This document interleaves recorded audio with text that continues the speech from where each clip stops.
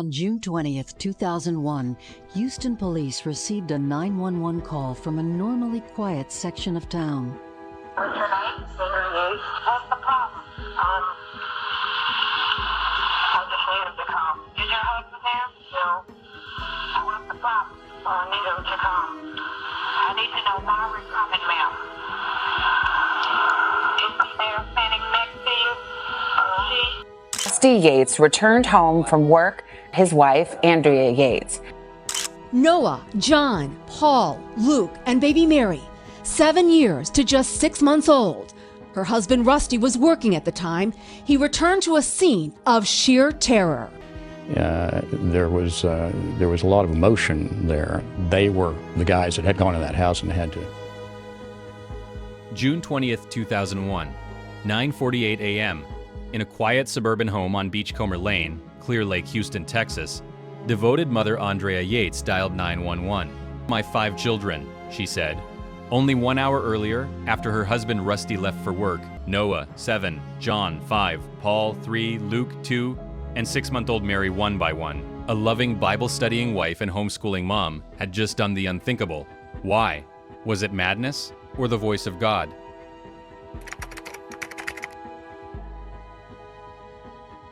The morning of June 20th, 2001, hung heavy over the manicured lawns and quiet sunlit streets of the Clear Lake neighborhood in Houston, Texas.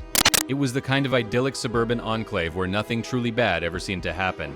But that pristine illusion was shattered the second a police cruiser came tearing through the avenues, its sirens wailing and tires screeching to a halt in front of a seemingly ordinary brick home. The first responding officers stepped out of their vehicle, their adrenaline spiking.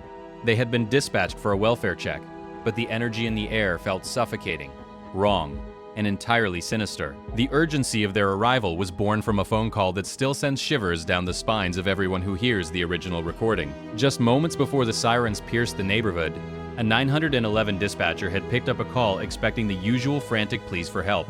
Instead, they were met with a terrifyingly flat, empty voice. Are you having disturbance? Are you ill or what? Yes, I'm ill. You need an ambulance? No, I need a police officer. I've sent an ambulance. There was no panic, no crying, just a hollow, chilling delivery that defied all human instinct. When the officers cautiously approached the front steps and knocked on the heavy wooden door, they braced themselves for the unknown. The door slowly creaked open. Standing in the threshold was Andrea. Her dark hair was completely soaked, plastered against her pale face. Were 4 tiny motionless figures, laid out side by side. It was Paul, Luke, John, and 7-year-old Noah. They looked as though they were simply sleeping, yet the tragic reality was undeniable. But the heartbreak did not end there. In the adjacent bathroom, officers made the final devastating discovery. 6-month-old baby Mary was found still resting in the water of the bathtub. In the span of a single hour, 5 innocent lives were gone. The officers, men who had spent their entire careers facing the dark side of society, fell to their knees in tears. The sheer scale of the tragedy was unimaginable, marking the beginning of a case that would haunt the nation. This morning, what time is it that you got out of bed this morning? About 8:10. Okay. And who in your household was awake at that time? My husband, Mary, Luke, and Paul. Okay. And what time does Rusty leave for work? He left about 9. And by the time Rusty left, were all your children awake at that time? Yes. Okay. What was going on in the household at that time? Were they eating breakfast? Yes. Or what? Yes. What were they having? Cereal? Is that what you had as well? Yes. And Rusty left, and you filled the bathtub with water, is that correct? Yes. And how many bathtubs are in your home? 1. Okay. So it's just the master bath, I guess you would call it? Yes. Okay, is it a regular sized bathtub or is it a big one? Regular size. How far did you fill it? About 3 inches from the top. About 3 inches from the top. Huh? After you drew the bath water, what was your intent? What were you about to do?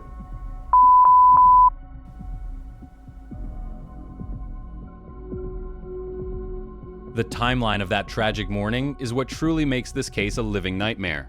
Shortly after 9 a.m., Andrea's husband walked out the front door to head to his job. His mother was scheduled to arrive in exactly 1 hour to help care for the kids.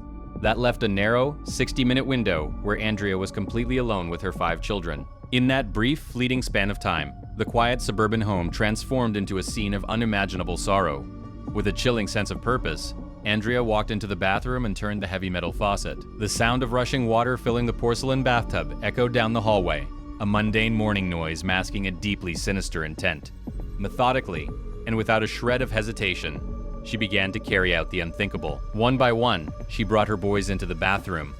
First went Paul, then Luke, and then John. Their young, innocent lives were abruptly and tragically ended beneath the surface of the water. She carefully lifted their motionless bodies, carried them to the master bedroom, and laid them side by side beneath a clean bedsheet. Next was 6-month-old baby Mary, who suffered the exact same devastating fate, her tiny frame left resting in the tub. But the most heartbreaking and terrifying moment of this entire hour belongs to the oldest child, 7-year-old Noah. As the tragic events unfolded, Noah wandered into the bathroom and saw his baby sister in the water. For a 7-year-old boy, the realization of what he was witnessing must have been an absolute mind-shattering horror. Panic immediately set in. Turning on his heels, the young boy desperately tried to flee from the nightmare.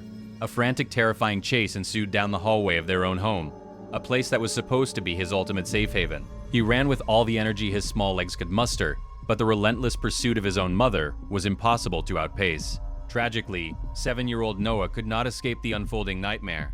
Knowing that the oldest child, who might have understood the gravity of the situation, also lost his life in a place that should have been his ultimate safe haven, is entirely heartbreaking. It leaves an overwhelming sense of profound grief for a young future that was so ruthlessly stolen that morning.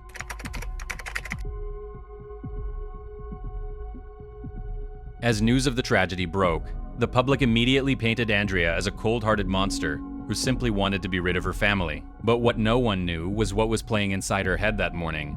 The terrifying reality was that she didn't commit this heartbreaking act out of malice or hatred. In her deeply fractured and severely ill mind, she genuinely believed she was performing the ultimate act of maternal rescue. She was completely convinced she was saving their innocent souls from eternal damnation. To understand this twisted motive, investigators had to look beyond the quiet suburban home and into the dark shadows of profound psychological manipulation. Enter Michael Woroniecki, an itinerant street preacher whose teachings were far from any traditional Sunday sermon. Rusty, Andrea's husband, had met Woroniecki years prior and allowed his extremist ideology to completely infiltrate their household. Woroniecki operated with a radical, fear-based doctrine filled with apocalyptic doom, endless hellfire, and eternal punishment. He and his wife relentlessly bombarded Andrea with heavy letters, harsh pamphlets, and extreme cassette tapes. They pushed the terrifying narrative that modern mothers were Jezebels, sinful, wicked women whose inherent worldly failures would inevitably doom their own children to burn in hell forever. For a woman already heavily battling severe, clinically diagnosed postpartum mental illness, this rhetoric was an absolute psychological poison. Her fragile, vulnerable mind absorbed every single word until the manufactured fear completely consumed her reality. She became entirely convinced that her children were already marked by a dark entity, and that by removing them from this world while they were still young, she was guaranteeing their safe passage to heaven. The sheer depth of this mental manipulation was laid bare shortly after the tragedy, when a defense psychiatrist sat down with Andrea in a cold, barren jail cell. The audio recording of that interview reveals a mind that had been completely hijacked by terrifying delusions. She looked him eye to eye and said, "I killed my kids. Not I saved my kids, not I am the great Satan and I need to be executed because of the cruel dilemma I have been in. My kids." It makes your blood run cold to realize that her protective maternal instinct was weaponized against her by extremist teachings and a severe, unchecked mental collapse. It wasn't just a physical tragedy.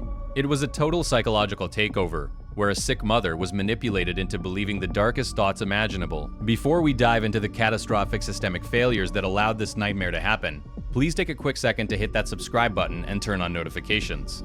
Your support helps us continue bringing these deep, thought-provoking cases to light. And trust me, the shocking medical negligence we are about to uncover in the next chapter will leave you absolutely speechless.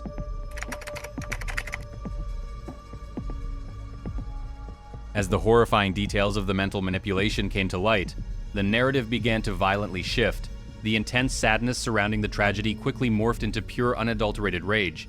But this time, that anger wasn't directed at a broken mother. It was aimed directly at the catastrophic failures of the very professionals and family members who were supposed to protect her. This tragedy was not a sudden, unpredictable snap. It was a slow-motion disaster, heavily fueled by medical negligence and a shocking lack of care. At the center of this systemic failure was her new psychiatrist, Dr. Mohammed Saeed. Andrea had a massive, well-documented history of severe postpartum psychosis. Her previous physician had successfully treated her condition using a specific antipsychotic medication called Haldol, explicitly warning the family that another pregnancy would guarantee a severe mental collapse. Yet, when Andrea's mind fractured again after the birth of her 5th child, Dr. Saeed completely ignored those crucial past medical records. In a move that defies all clinical logic, he instructed them to abruptly stop giving Andrea her Haldol. Taking a severely psychotic patient off their vital medication cold turkey is widely considered a catastrophic medical error. But Dr. Saeed didn't stop there. In place of the antipsychotic, he prescribed a highly volatile combination of powerful antidepressants. In the psychiatric community, this intense prescription cocktail is informally known as rocket fuel. For a patient actively suffering from severe delusions and psychosis, this combination is essentially a pharmaceutical match thrown into a powder keg, known to trigger extreme manic episodes and completely detach the individual from reality. The cruel negligence reached its absolute peak just 2 days before the fatal morning. Her husband brought a deeply ill Andrea into Dr. Saeed's office. She was entirely catatonic, staring blankly into the void, unable to speak, and physically deteriorating. She was a woman actively drowning in a massive mental health crisis, practically begging for an immediate inpatient hospital admission. Instead of recognizing the dire emergency and getting her the urgent care she needed, Dr. Saeed looked at this shattered, unresponsive mother and coldly told her to chin up and have a more positive attitude. If the medical malpractice was the spark, the final nail in the coffin came from her own home. Rusty had been given clear, unambiguous instructions from previous medical providers. Andrea was never under any circumstances to be left unsupervised with the children. Yet, on the morning of June 20, knowing full well his wife was trapped in a severe psychotic state, Rusty chose to walk out the front door.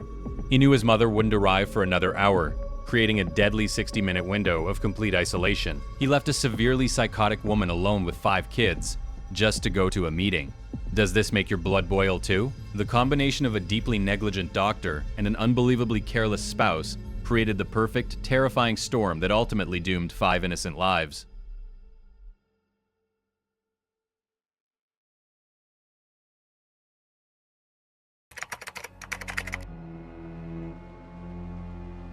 When the highly publicized trial officially began in 2002, the courtroom was heavily charged with public outrage and a relentless thirst for vengeance.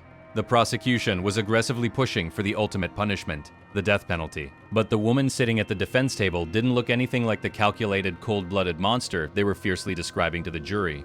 Instead, Andrea Yates sat completely motionless, a silent, hollow shell of a human being. Heavily sedated on a massive cocktail of powerful psychiatric medications, she stared blankly ahead, entirely numb to the monumental legal battle happening right in front of her.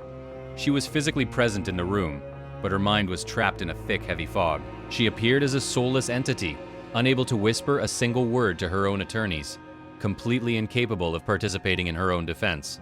While she sat frozen, the prosecution spun a terrifying and ruthless narrative. They actively dismissed her massive, well-documented history of a severe mental collapse. Instead, they painted her tragic actions as methodical, sinister, and incredibly calculating. They argued that she purposely waited for the exact moment her husband left the house to carry out a premeditated tragedy, fully aware of her actions, and actively proving she clearly knew right from wrong. But to completely dismantle her insanity plea legally, the prosecution needed a definitive, undeniable silver bullet. This is where the story takes a deeply dark turn. They called their star witness to the stand, Dr. Park Dietz, a highly paid, renowned psychiatric expert. His testimony would quickly become the most devastating blow to Andrea's entire defense. With absolute, unwavering confidence, Dr. Dietz looked directly at the jury and delivered a shocking claim. He testified that just prior to the tragedy, a specific episode of the popular television franchise Law & Order had aired. According to his sworn testimony, this episode featured a mother who tragically took the lives of her own children and successfully used the insanity defense to avoid a harsh prison sentence. The sinister implication was clear and incredibly damning. Andrea wasn't legally insane. She had watched the television broadcast, meticulously copied the crime step by step, and was actively manipulating the justice system to get away with a horrific act. The prosecution's narrative worked flawlessly. The jury, completely horrified by the twisted idea of a mother calculating such a sinister plot, firmly rejected her medical history. They found Andrea guilty of capital murder, ultimately handing down a devastating life sentence in prison. But the horrifying truth is, that monumental conviction was built on a foundation of absolute falsehoods. Sometime after the heavy steel doors of the penitentiary locked behind her, a deeply disturbing and sickening fact came to light. That specific episode of Law & Order never existed.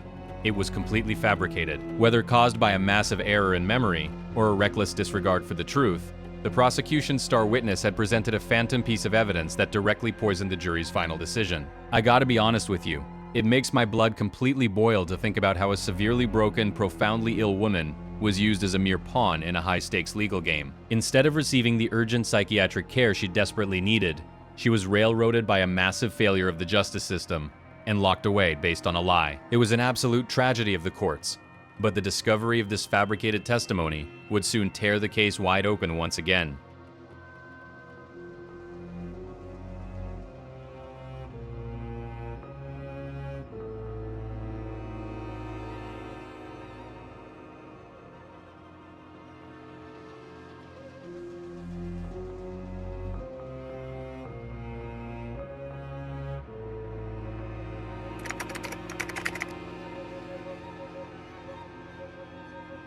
Because of the massive, horrifying revelation that the prosecution's star witness had presented entirely fabricated testimony, the appellate court had no choice but to overturn the original conviction. The slate was wiped clean, paving the way for a highly anticipated second trial in 2006. The prosecution was still pushing hard, hoping to lock Andrea away in a maximum security penitentiary for the rest of her life. The nightmare was far from over, but the defense had one final card to play. This time, defense attorneys George Parnham and Wendell Odom completely changed the battlefield. They realized that simply proving she suffered from a severe medical condition wasn't enough. They needed the jury to truly understand exactly how her mind had been so thoroughly hijacked. They shifted the entire focus onto the dark, extreme psychological manipulation she had endured. The legal team brought heavy physical evidence into the courtroom. Massive stacks of intense, fire and brimstone letters and deeply disturbing cassette tapes from the extremist street preacher. The defense attorneys played those heavy apocalyptic audio tapes right there in front of the jury. They forced the entire courtroom to listen to the exact same terrifying rhetoric about eternal damnation and hellfire that had been relentlessly poured into Andrea's vulnerable, fractured mind. A prominent psychiatric expert, Dr. Philip Resnick, took the stand and delivered a line that completely unlocked the mystery of her psychosis. He looked at the jury and explained that her extremist religious beliefs were the lattice upon which the ivy of her mental illness grew. Her severe psychological collapse wasn't a random occurrence. It was a devastating delusion deliberately shaped by fear and manipulation. But the absolute turning point of the 2006 retrial did not come from a piece of audio evidence or a doctor's carefully worded testimony. It came from a raw, unscripted moment of pure, agonizing human devastation. Throughout the legal proceedings, Andrea had remained mostly a silent, motionless figure, her emotions heavily suppressed by a powerful cocktail of prescription medications. She sat at the defense table, quiet and detached, while the lawyers argued back and forth over legal technicalities.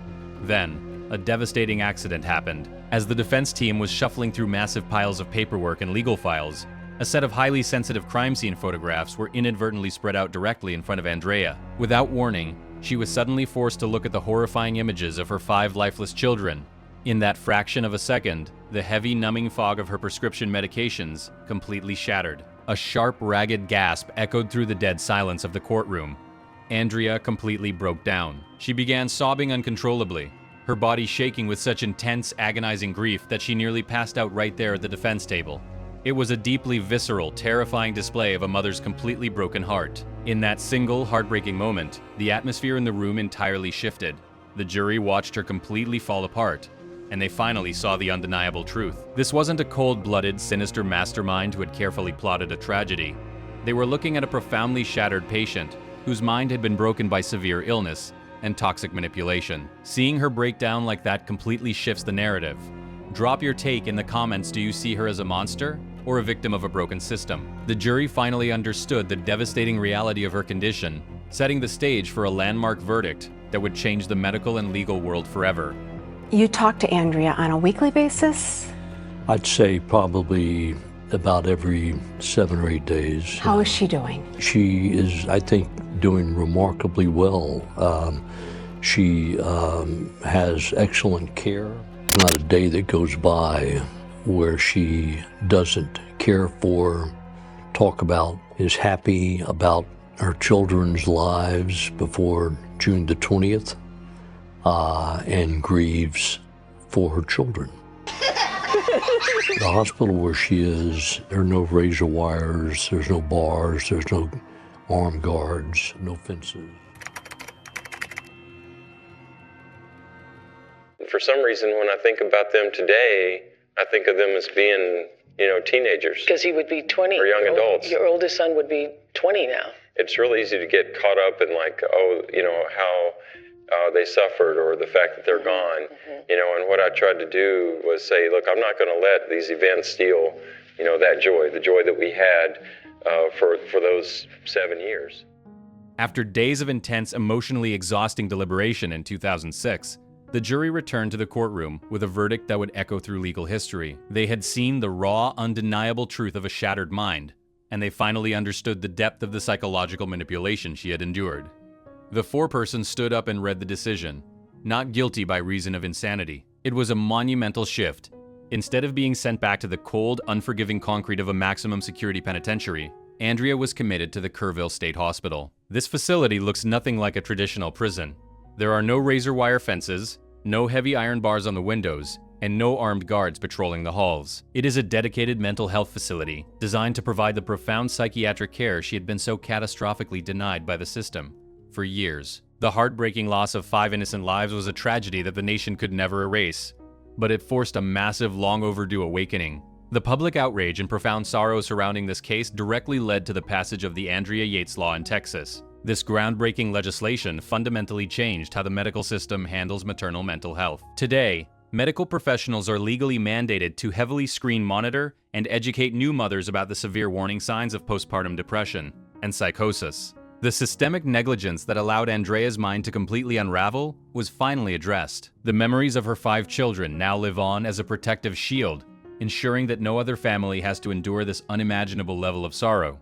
But the concept of justice in this dark story is deeply complex. While some people were initially furious that she avoided a traditional prison cell, the reality of her current existence is a punishment far more devastating than any judge could ever hand down. Over the past 2 decades at Kerrville, Andrea has received the proper medical treatments she always needed.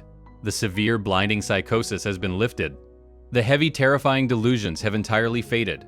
She is now completely lucid, aware, and clear-headed. And that is exactly where the true horror of her reality sets in.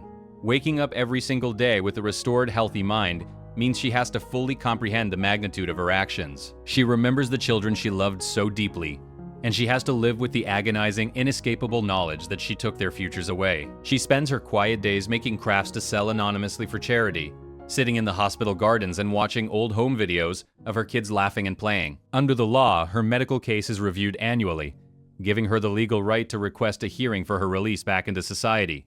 Yet every single year, without fail, Andrea deliberately waives that right. She refuses to ask for freedom. She doesn't need physical bars to keep her trapped. She has essentially become her own warden, choosing to remain within those hospital walls to serve a self-imposed life sentence inside the invisible prison of her own heartbreaking memories. Finally, after years of systemic failures and tragedy, some twisted form of justice was served. She is safe, the public is safe, and mental health laws were changed forever. What do you guys think? Does this ending bring you any sense of relief? I'll keep digging if there's more to uncover. Thanks for watching and for all the comments you guys make this worth it.